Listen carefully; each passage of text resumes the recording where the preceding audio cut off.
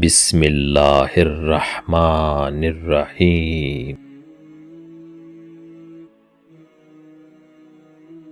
جہاں تک ممکن ہو کسی کا دل نہ دکھاؤ۔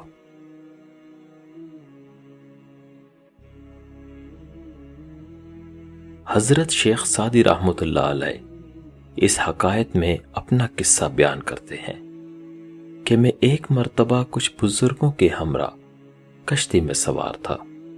ہماری کشتی کے پیچھے ایک اور چھوٹی کشتی آ رہی تھی جو ڈوب گئی، اور اس میں سوار دو بھائی بنور میں پھنس گئے۔ بزرگوں میں سے ایک نے ہماری کشتی کے ملاح سے کہا کہ ان دونوں کو پکڑ کر زندہ نکال لو تو تمہیں ایک کے بدلے 50 دینار ملیں گے۔ ملاح لبکا اور اس نے ایک کو زندہ نکال لیا جبکہ دوسرا ڈوب کر مر گیا۔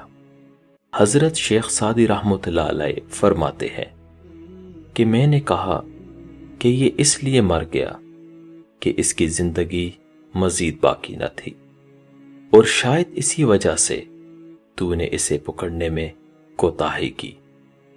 ملاح نے میری بات سنی تو ہنس پڑا اور کہنے لگا کہ آپ جو فرماتے ہیں وہ درست ہے، لیکن ایک بات اور بھی ہے، اور وہ یہ کہ میں ایک مرتبہ جنگل میں جا رہا تھا۔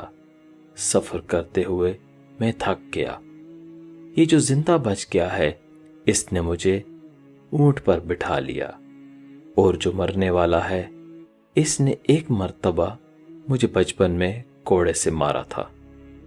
حضرت شیخ سعدی رحمۃ اللہ علیہ بیان کرتے ہیں کہ میں نے اس ملاح کی بات سن کر کہا کہ اللہ عز و جل نے سچ کہا، جو نیک کام کرے فائدہ اسی کو ہوتا ہے، اور جو گناہ کرتا ہے نقصان اسی کو ہوتا ہے۔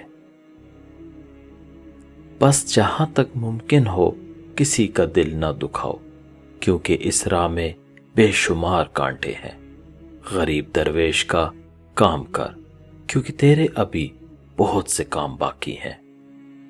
حضرت شیخ سعدی رحمۃ اللہ علیہ فرماتے ہیں کہ یہ دنیا دار العمل ہے، نیک اعمال کا اجر نیک اور برے اعمال کا نتیجہ برا ہے۔